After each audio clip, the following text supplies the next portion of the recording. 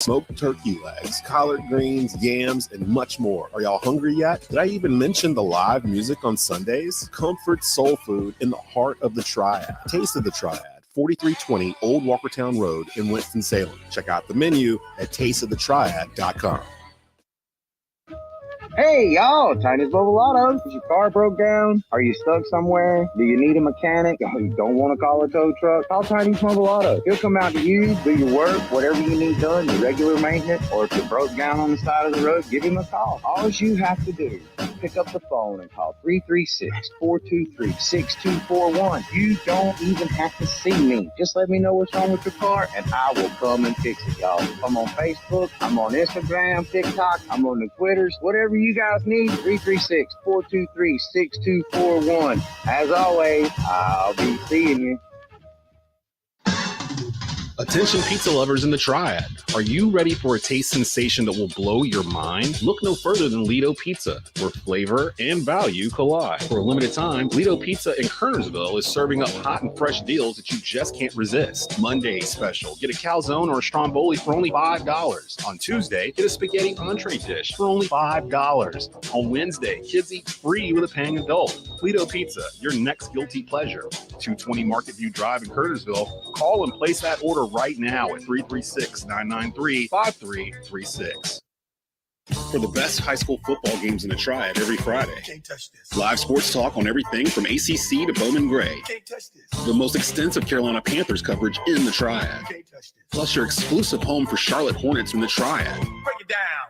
Add in your Triad home for North Carolina A&T Athletics, and you've got Tobacco Road Sports Radio, your home for Triad sports. One-on-one down the sideline. One. Caught the ball. 10-5. He's in. Touchdown, Aggies. You are listening to North Carolina A&T football on TobaccoRoadSportsRadio.com. Aggies, right?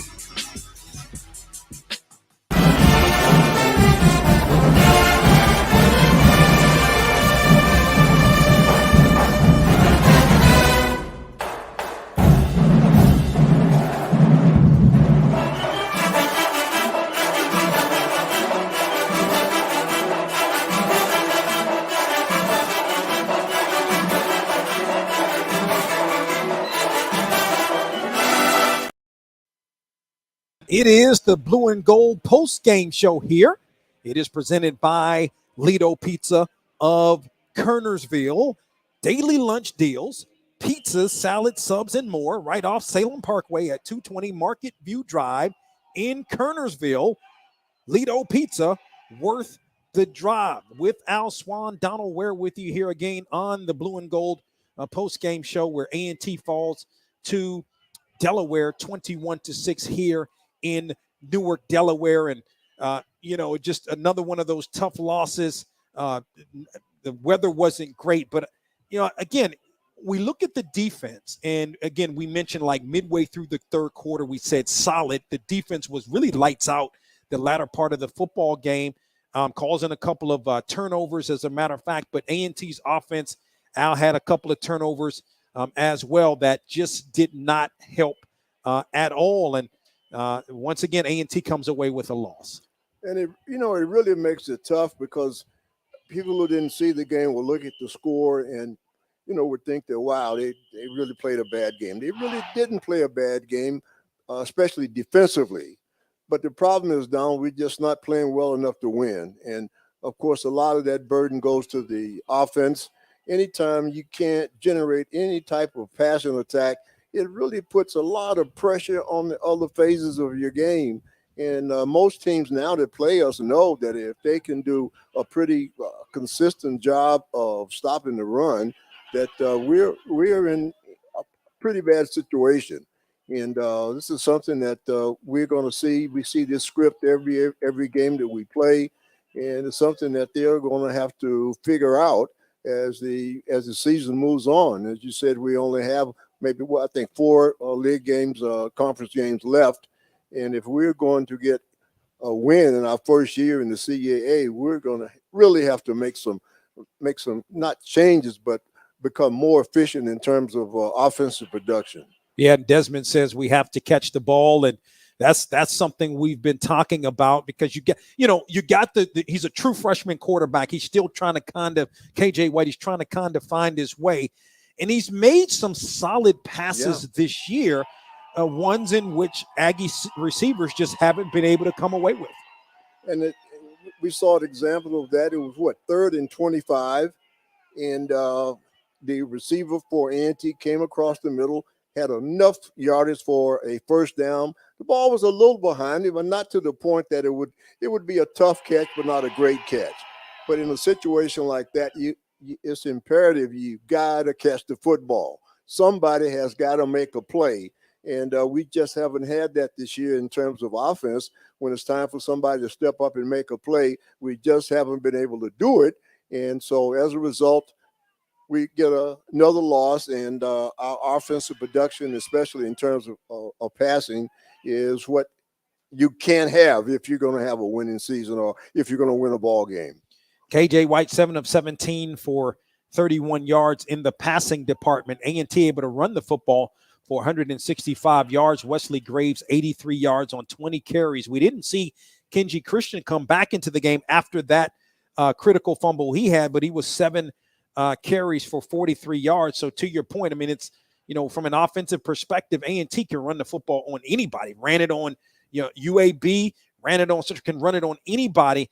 Not able to get it done in the passing game, and piling up the yards is not enough to put points on the board. Exactly. And the way the game is played today, I don't care where you are, what level, if you cannot generate some type of offense through the air, you're going to have a very, very difficult time winning. And, we constantly are putting pressure on the defense. We talk about the fact that every game that A&T goes into, we are, in terms of size, we are a big disadvantage against some of these big offensive lines that A&T has to play against.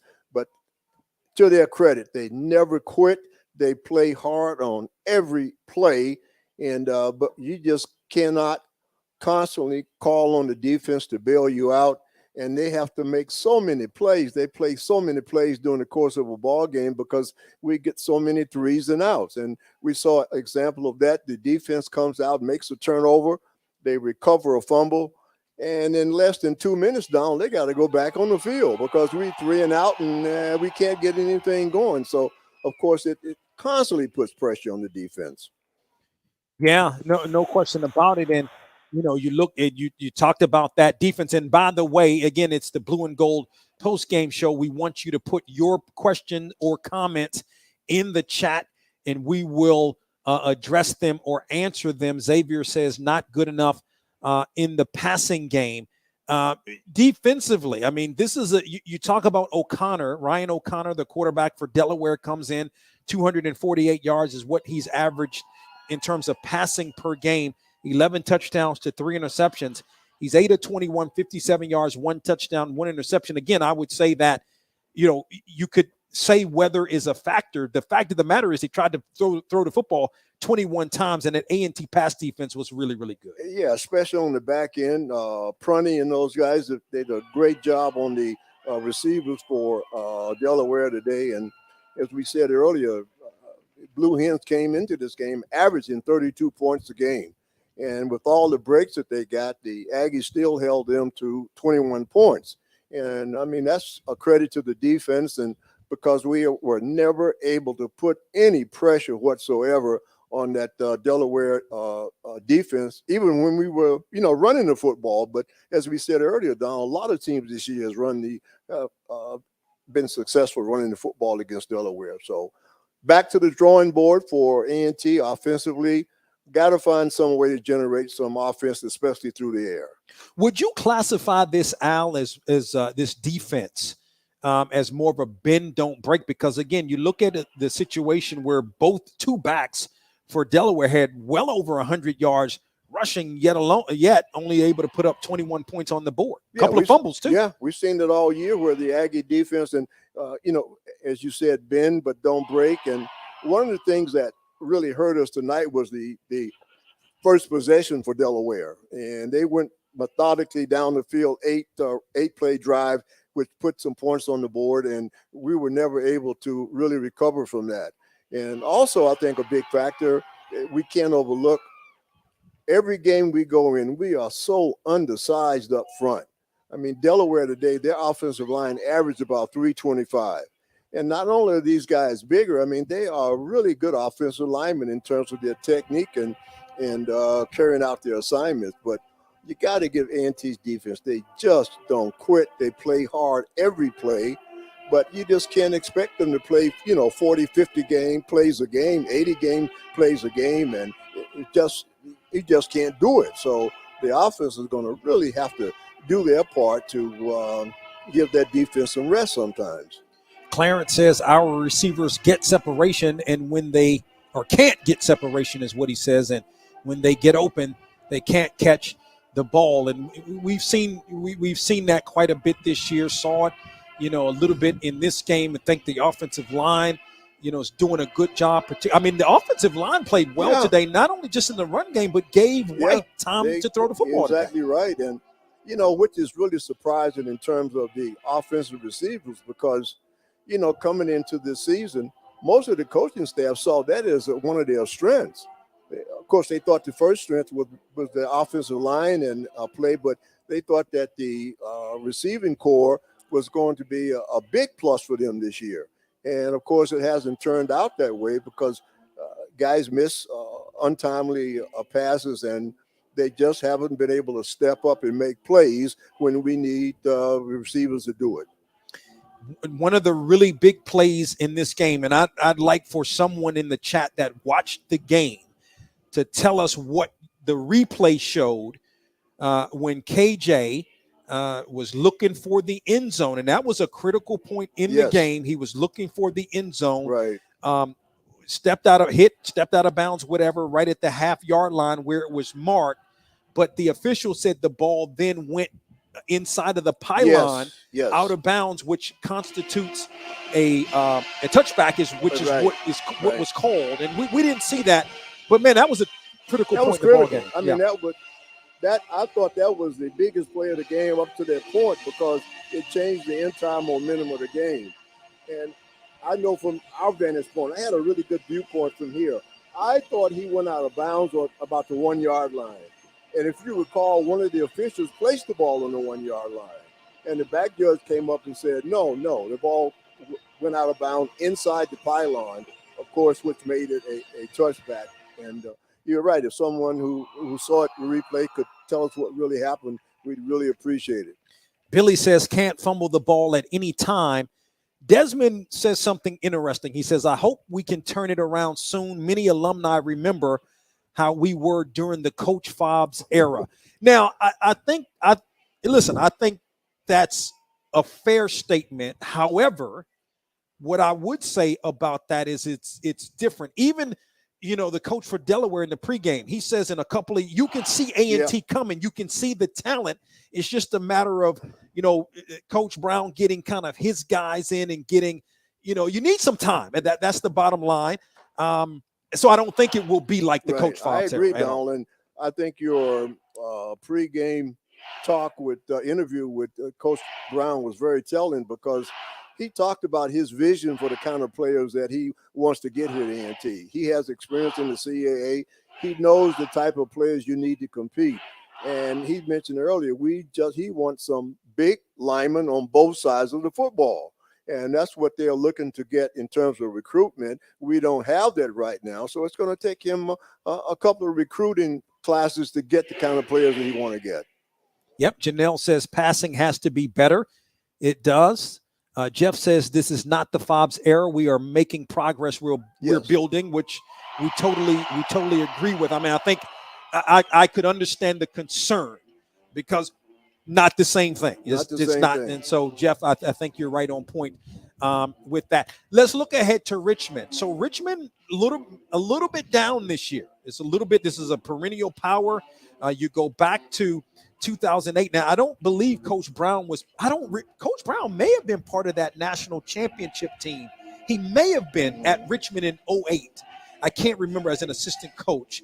But anyway, Richmond, a perennial power, but it's a program that is down. And, A&T's got another opportunity to try to go out and get its first CAA victory ever. No, I agree with you 100%, Don. We look at the game against Richmond, And this game is a winnable game for A&T.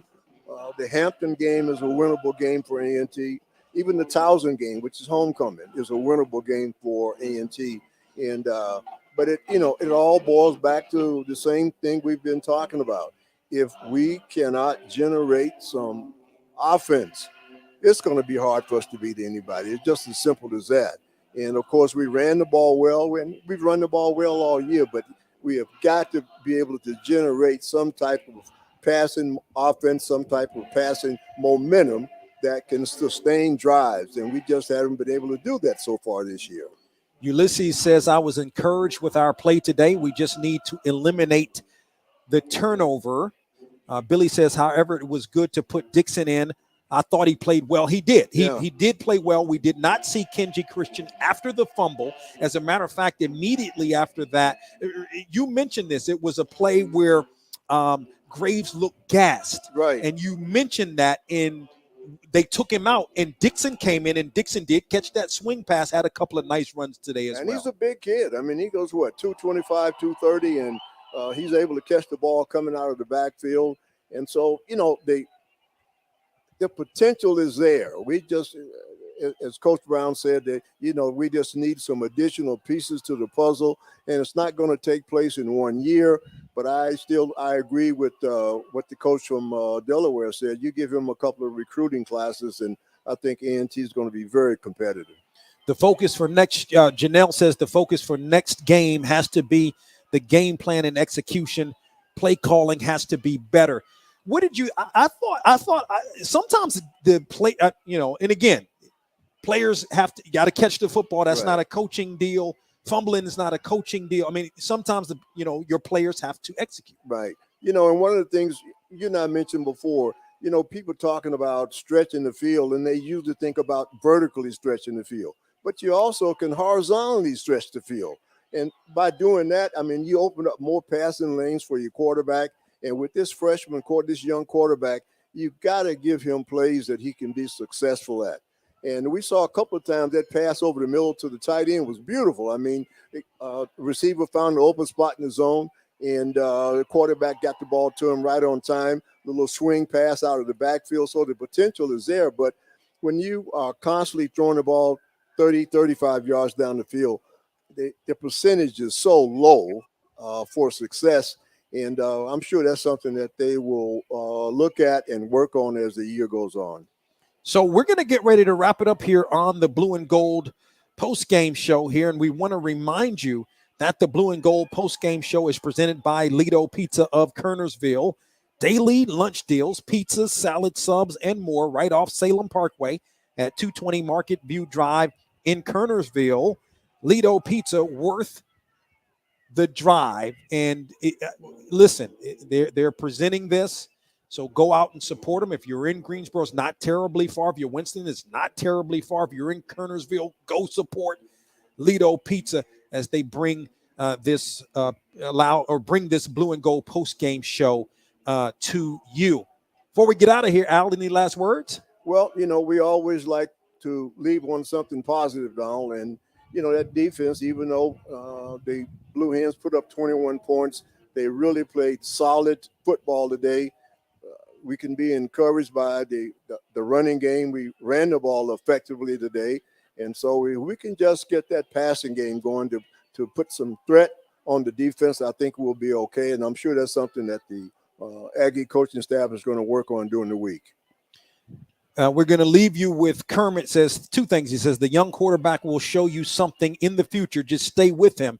He also says, stay calm, Aggie Land. Yeah. So we'll leave you with that, and he'll have the last word in the chat. Our next broadcast of A&T football is going to be next Saturday. As a matter of fact, we go back home to Truist Stadium in Greensboro. It's a 1 p.m. kickoff. Richmond comes into Truist Stadium. We're coming on with the pregame show beginning at 12:30 on the Aggie Sports Radio Network in the Triad on 103.5 FM, 1400 AM around the world at TobaccoRoadSportsRadio.com, and then on Sirius XM as well as the Sirius XM app. Thank you to Desmond back at the studios of the Aggie Sports Radio Network for all of his outstanding work. For Al Swann, Donal Ware saying so long for now from Delaware Stadium here in Newark, Delaware. Your final score, Delaware 21, North Carolina A&T 6. You've been watching the Blue and Gold postgame show and listening to Aggie football on the Aggie Sports Radio Network. Talk with you next week.